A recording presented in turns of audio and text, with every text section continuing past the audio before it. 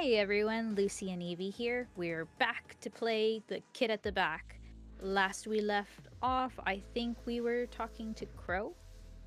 Yep, we're in the midst of making a decision, a very romantic decision, and we're not sure if that's going to lock us in with Crow, but we're intrigued. Very intrigued. Because we still don't know who we want, we just want a hoe. Yep, we have not committed yet. Alright, let's get into it. And I believe it was actually here. Okay, jumping right back in.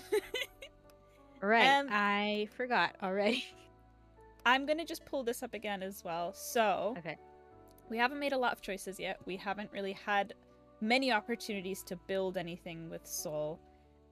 Spent more time with Crow. I'm assuming if we get romantic with him now, that's probably going to go in our favor with him. Don't know if that's going to make his reduce. I don't know how this works yet. I could have sworn we were at 2 before, but I could be wrong. So it comes down to this. Okay, so since we've already committed so much to Crow in the beginning, I think we should just go all in, because I think you were right. If we had said no to hanging out with Crow and his gang, we would have met Soul sooner. So I'm all for just going straight at it. Okay, let's do it. I'm ready. Let's do it. Ooh, okay. You have no idea where you got the guts to do the thing you did next, but the feeling of his lips pressed on yours made the butterflies rattle in your stomach, threatening to burst out of their cage. Your heart beats fast like you've just ran a marathon as you feel the heat rush to your cheeks. Crow freezes against you, and for a moment there you thought you just made a huge mistake. You are prepared to pull away and apologize, but he makes a move you did not expect. Ooh. The gentle grip that Crow had on the small of your back slithers its way to the back of your head, fingers intertwined with your hair as he presses you closer to him, returning your kiss with fervent sense of desperation. Ooh, it's very passionate. His other hand holds your waist in a tight embrace, not wanting to let you go. Out of your own surprise, you break the kiss by pulling away slightly. Crow chases after you, leaning in close to capture your lips in a deeper and more passionate manner than... Oh my gosh, what is happening? They're going at it.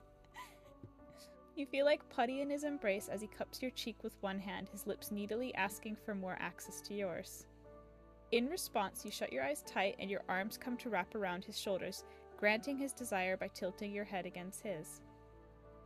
The both of you losing all sense of the world as you fell deep into the sensation of your lips against each other.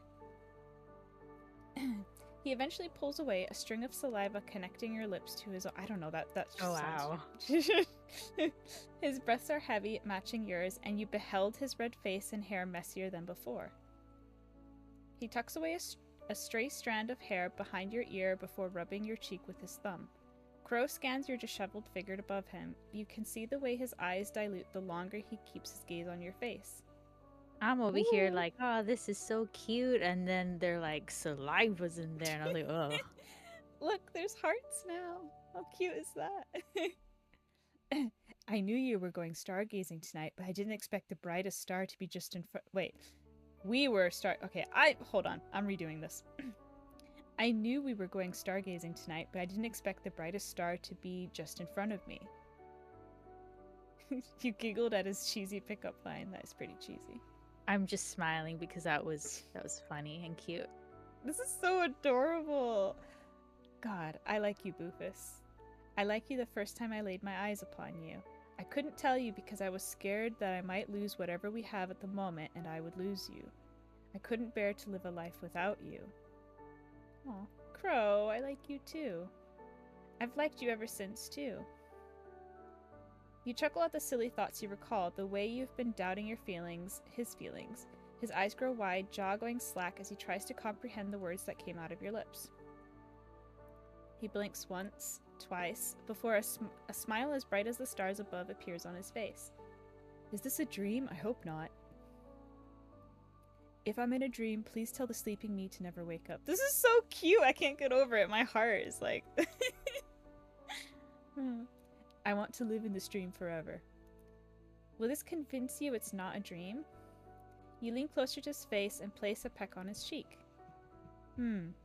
Maybe, but I think this would definitely convince me. He captures your whiffs. Your whiffs. He captures your lips swiftly, distracting you when he moves in to bury his face in the crook of your neck to nibble at the soft flesh. You gasped. Now people will know you're mine. Oh, this is getting a little spicy. They're Hey going now. at it.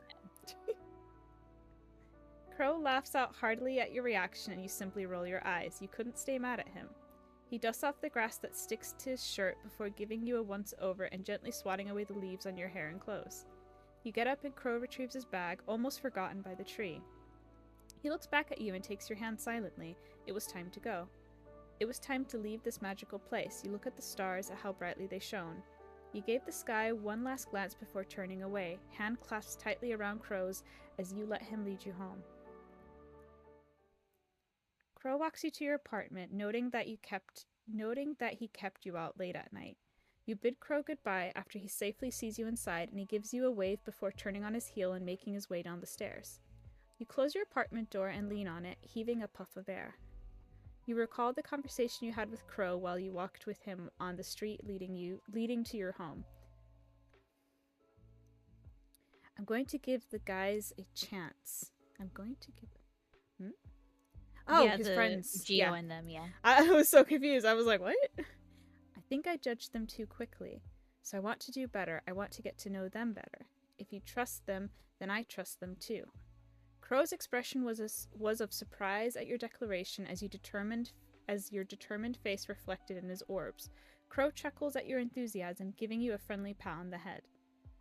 I'm glad you're giving them a chance, Boofus. I'm sure they will feel the same. You engaged in other conversations with Crow during your walk, the topics not really being of any importance as you have forgotten them by now, save for his gentle voice and the occasional fond glances he stole at you. Time with Crow seemed to pass by so quickly. You arrived at your apartment complex before you knew it. You make your way to the living room and you throw your school bag to a random corner, immediately plopping down on your sofa as you turn on the small television. That is a very small television. Nothing interesting is going on save for some food commercials and movie trailers. That pizza looks good. Maybe I should order something. Reach into your pockets and taking out your phone, you were about to dial the number on the television when a new notification bubble popped on your notification bar. It's from a group chat you've never seen before. After scrutinizing it, you realize that it was Crow who added you in. It was a group chat with the rest of his friends. You open it. Ooh. The Hollows Ball from Daryl. Anyone want to go to the Halloween party this Friday? It's gonna be awesome. Aren't we all a bit too old for costume parties? Oh, he's never spoken before. Okay, what voice should we give him? Is it required? You two are no fun at all. I won't go if it's not a school requirement. Much less Squidward. I needed a different, distinct voice. Much less a waste of my time. Dut, dut, dut. Is it? No, it isn't. But it'll be a great and fun experience for all of us. I mean, we should loosen up a bit, you know? I agree with Crow. Count me in. Pass. I've got more important things to do than... I don't even know what this voice is meant to be. Just keep... I've got more important things to... Oh, man. You commit. I hope he doesn't speak too much. I've got more important things to do than that party. Now, will you excuse me? I'll be doing leftover tasks for tonight. Jew has gone offline. Thank goodness. Geesh, a stick in the mud as usual. How about you, Boofus? Me? You join in? It'll be fun. You were honestly surprised they somehow remembered you. Checking your calendar through your phone, you didn't seem to have any plans in the near future. Or plans at all. You'd like to just spend your time in your apartment alone. I mean, sure. That's great to hear. Crow seems happy about it. You giggled. This also reminds you of something, or rather someone. Opening another chat, you tapped in Soul's newly added contact and sent him a message by sending the image of the same poster Daryl sent.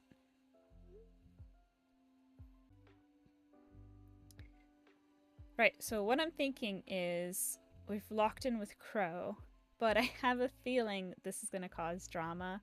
I actually feel kind of bad for Soul. Even it's not like we owe him anything, but it's kind of like, oh, I think we were kind of like flirting with both of them. So, I don't know. I will say, moving forward now, Mhm. now that we've committed to Crow, Mhm. no flirting with Saul we will do. I mean, I'll try not to, but Boofus kind of does her own thing, so you know. All right, let's have a look. A Halloween party hosted by the school. Yeah. I'm not quite into parties.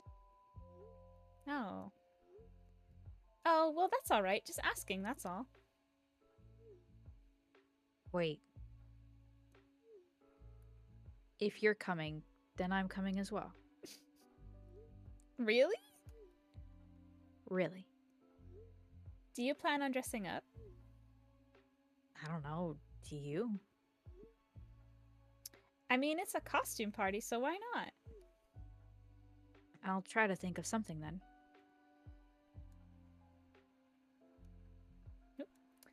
You swear you can feel the smile behind those words. With a quick word of goodbye, you set your phone down when you heard your doorbell. That must be the food delivery. Afterwards, you ate your dinner and prepared yourself for bed. How cute is this bedroom? Sorry, I just noticed that. Yeah. I like it. Afterwards, you ate your dinner and prepared yourself for bed. You thought about the events that happened today, meeting the group, meeting Soul, and most especially your little hangout with Crow. Each and every moment is a special occasion on its own. Letting out a big yawn as you stretched your body. You turned to your laundry, slowly piling up, and scratched your head. We'll probably do laundry tomorrow. But for now, you plopped yourself on the soft cushions of your bed, getting into a comfortable position and slowly dozing off as you close your eyes, embracing sleep as the night goes. I'm jealous that she can just fall asleep so quick. Yeah, it takes me hours. And this maiden she lived with no other thought than to love and be loved by me, the one who loves. I was a child, she was a child, in this kingdom by the sea.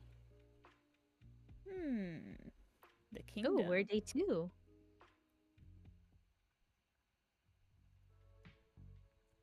The following day, the first thing you do is look around for Crow. However, when you try asking some students for his whereabouts, nobody seems to know where he went. You tried sending him a message to his phone, but you never received a single reply, much less having your messages be put on read. I'm sorry, I'm paranoid after the last Yandere stuff. He's dead. I know. I have a bad feeling. My mind instantly goes to, he's dead, he's gone. I hope not. At least we had a passionate kiss with him before he left. You eventually meet up with Brittany. She seems to be one of the few people closest to Crow, so it was best to talk about him with her. Jericho? No, I haven't seen him. Do you know anyone else that might have an idea where he is? Brittany pondered for a bit with a manicured fingernail on her chin before shaking her head no. I've already asked the rest of the guys. Heck, even Gio doesn't know where he is, and that guy's close to the hip with him. Really? I didn't get that feel. I didn't either. But he said he's coming to school today. Don't tell me he ditched last minute. Bull poopy. He would always send me or anyone in the group a text whenever something came up. Heck, knowing that guy, he'd most probably send you a text first. You deflated. Brittany gives you a worried look, trying to think of something else that that could possibly help you. Maybe you should try checking the council's office? Taking her advice, you thank her and proceed to leave the classroom she was in. See, I like Brittany. She came off kind of rude, but I don't think she meant to. She's just awkward in a different way. Yeah. You did as Brittany suggested, but much to your dismay and frustration, not a single one in the council knows where Crow is. Classes eventually start, but you didn't attend. Too determined to know where Crow could have possibly been, you rack your brains as you walk all over the school grounds. You were probably too angry to realize you made it all the way to the gardens, the place where you usually work. You scratch your head from frustration. Taking out your phone, you decide to give his number a ring.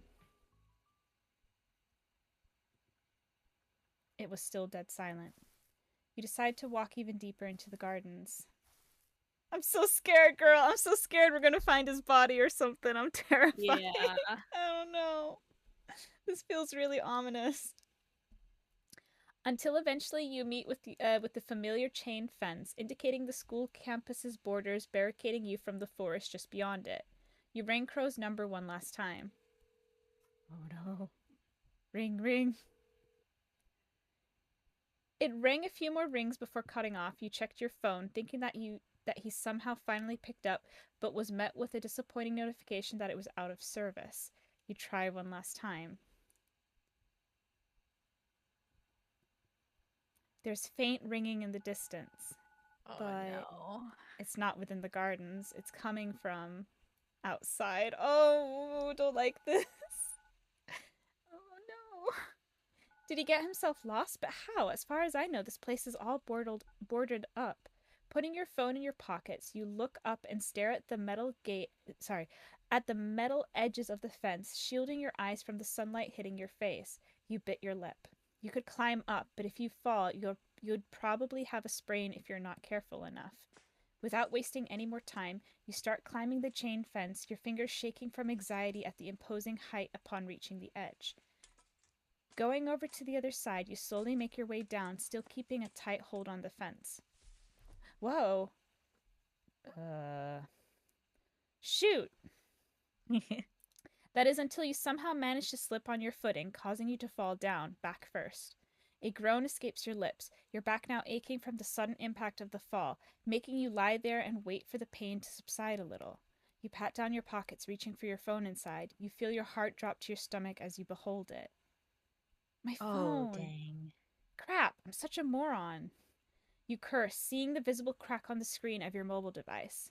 Turning it on, you vomit another string of colorful curses as your phone screen glitched heavily before eventually turning dark. This crap is useless now. Shoving your broken phone back in your pocket, you slowly got up to your feet. You looked around. If Crow was somewhere here, then you better start looking around. Hopefully you can try to remember your way back into the campus grounds. Your heartbeat accelerates as you walk deeper into the forest. You've never been here. It was uncharted territory, so you didn't know what dangers lurked. You scan the area around you, the thicket seemingly getting thicker and harder to maneuver. You see nothing out of the ordinary, save for some overgrown bushes and vines crawling on the dirt floor. If these don't get tended to, somebody will surely trip. You were about to give up your search when you noticed something in the corner of your eye. Oh no! I don't like this. The familiar shade of Crow's indigo vest torn to pieces. You feel your heart drop. The air suddenly feels suffocating. Your legs wobble their way to the torn piece, hoping that it was some sort of hallucination or some kind of sick coincidence. But no, this is exactly Crow's vest. All torn and broken. You search around the area one last time, eyes keener than before, hoping that this might have been some kind of prank someone pulled on you, till your eyes land on a strange and broken down shed. Clenching the torn fabric close to your chest, you hastily make your way to the shed. Thoughts of Crow invades your mind as you ignore all the warnings waving to your face. The moment you came face to face with the shed, your nose picked up on something bad. The smell of iron. The smell of blood. Oh. You rattle the wooden door open. It won't budge. Open up, mother flipper. You look around for something to pry the door open. An axe. Coincidentally, a lone axe was sticking on a tree stump. Gathering your strength, you pried it off of its hinges, nearly knocking yourself down with it. Dragging the heavy axe to the front door, you swing it open, breaking the wooden door piece by piece until a hole. Oh god. Dragging the heavy axe to the front door, you swing it open, breaking the wooden door piece by piece until a hole forms into it. I feel so heavy about what we're gonna see. I'm I'm heartbroken because I feel like he's dead. But I'm confused because hypothetically, hold on, you know what? Oh, okay, fully 10. Hypothetically, if there are routes to this game, then there should be a way to be with Crow. Are you telling me that making out with him destroyed his life? Because I don't know. Like, I don't know. I don't That's the yandere life. know. Oh. The smell is now stronger than it was ever before, making you scrunch up your nose. With one last blow, the door falls, the shattered piece of wood now hanging by its hinges as you enter the room. You feel your soul leave your body. The strength from your legs disappears as you drop to your knees, the pool of blood staining your skin. The iron-smelling liquid's thick texture made you feel pure disgust as a shiver ran down your spine. Oh my god. No. I feel like I'm gonna cry. This is horrible. Oh no, I don't like this one bit. I don't like this. Oh my god, I just want to delete this reality so bad. This is. Can I just say also, like, okay, even if we didn't like fully commit, like with the kiss and anything, if this happened just because we're close to him, because I like him, I would still want to be close to him and the other group. And then to Hmm. say, no, you are not allowed to be close. He's gonna die if you get close to him. It's like, that's not fair. Yeah. Also, I just noticed his hair is cut. Do you see that? Yes, I noticed immediately. I was like, ah, man, I hate you this. need me to take over. No. No. No. No. No, no, no, no, no. Please. Please. God. This couldn't be happening. You want to rip your heart out of your chest. You want to burn this whole forest to ash. Before you lay Crow's before you lay Crow's corpse, his head is barely attached to his shoulders, and you can clearly see the gaping injury left by something sharp on his neck. Oh, it's probably from the axe. Oh. Mm. Blood drips from the deep cut, the red liquid pooling around his lifeless body. His eyes were left open, and you gaze at them, wishing, praying, and hoping that his vibrant azure orbs would smile at you again. But no, his eyes remain dull, soulless. You mutter his name over and over and over, asking him to get up, to talk to you, to tell you what happened. But he didn't. You hear footsteps behind you, accompanied by the clanking of metal before something drops to the ground. You swiftly turn around, meeting the eyes of someone you never expected to be here. Oh my gosh, this is getting worse and worse. Oh my Yep. gosh. Oh, Soul, come on, bro. We barely know each other.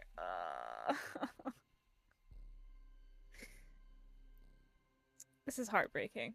I'm so heartbroken.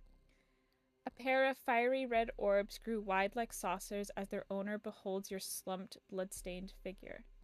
His gaze reveals a mix of surprise, dread, and panic. Rufus. No, you shouldn't be here. You need to leave. His pleas fell on deaf ears. Instead, you stare at the bloody hand axe that he dropped, his equally bloody hands, and his dark shirt wet with red liquid. He reeks of blood. He killed him. He killed Crow. You killed him, didn't you, Soul?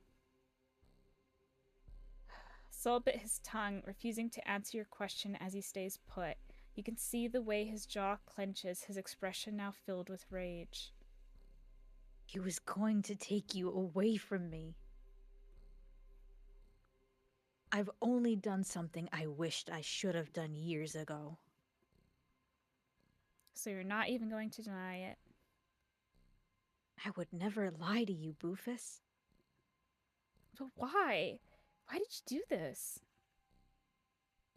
Because I love you, Bufus. And I'm not letting that bee guy take you away from me. You're mine and mine alone. You were taken aback by his declaration of love towards you. It left a disgusting taste in your mouth. How dare he taint the word love? How dare he throw it around like it's an object? You monster. What? You lunge at him, aiming for his neck and pushing him down on the dirt ground. He claws at your hands, not expecting your sudden strength as you unbuckle his choker, pulling on the strap, using it to choke him. Ooh, I did not expect that. I Okay. did not, but go Boofus, I guess. Yeah, go Boofus. You mean nothing to me. I don't even know you. You love me? I loved him. He was everything to me. He was my savior, my first love, my everything. What do you know about me? You must pay for what you've done. Soul couldn't muster a single word as he kept pulling on the strap around his neck. Your vision fills with red as your desire to take revenge overwhelms you. The strength in your hands weaken as Soul loses air. And soon you felt something sharp, something painful. You look down, expecting to see your successful revenge through your classmate's soulless eyes, but the light remains in his eyes. Instead, it is filled with horror. You cough. Blood seeps through your lips. You look further down and see a sharp blade through your chest. The object swiftly disappears after someone pulls it out of your body. Blood slowly gushes out of your wound. You feel someone push you down. A pair of hands moves your body. You couldn't care less as you stare at the dusty ceiling of the worn-out shed, your vision slowly darkening. Oh my gosh. I don't think he did that. Mm-hmm. I assumed that it was him, but it kind of seemed like he was surprised, so I'm also very confused. I don't know who's done it. I'm wondering if one of Crow's friends, but that doesn't make sense, so I don't know. Let's see. From the corner of your eye, you can make out the blurry figure of the man you've come to befriend the day before. A few droplets of something wet splatters on your cheek. He's crying. Boofus, stay. No. No, please. Stay with me. Another figure enters your fading vision and Soul takes notice of them. You recognize the blade in their grasp as they wipe it clean of your blood. Your killer. Soul gets into an argument with the guy, his muffled screams reprimanding them. You can barely hear the person's response as they calmly speak with Soul. Keeping your eyes open is getting tiring. Breathing is getting tiring. With one last breath, you flutter your eyes closed. And the last thing you hear are these exact words. Oh, no witnesses. That is someone new. I have no. Oh my. Oh, dang it. Oh my gosh. That got so dark so quick. Oh my god. That is. So we didn't even go for a route. We just got a bad end. I'm just in shock. I have nothing. Hold on. I actually want to click on this now. Oh, ooh. Well, that's just lovely, isn't it? Nice. Oh, great. So I'm assuming Soul would have let us kill him. Because I don't get the impression that we were fully overpowering him. I got the sense that he was just like, okay, I'll just die now, I guess. And someone else was like, nope. And we don't know who that person is because I don't recognize that name, so... I agree. I didn't think for a moment that we were overpowering him, but more so he was too shocked by the words we were saying, so he wouldn't fight back. But you called it, because I thought that Soul had just, out of desperation, stabbed us. But at the same time, it did kind of feel like somebody else had stabbed us, but I was still under the impression it was Soul. Yeah, I'm completely flabbergasted, so I think that's the end of this video. We've got a bad end called No Witnesses. There's an unknown person who killed us, and we learned that smooching our best friend apparently leads to death, so yeah. I am not disappointed in the slightest. Sure. Okay. Okay, we're gonna call it here then. Yep. Bye bye. Bye, boys.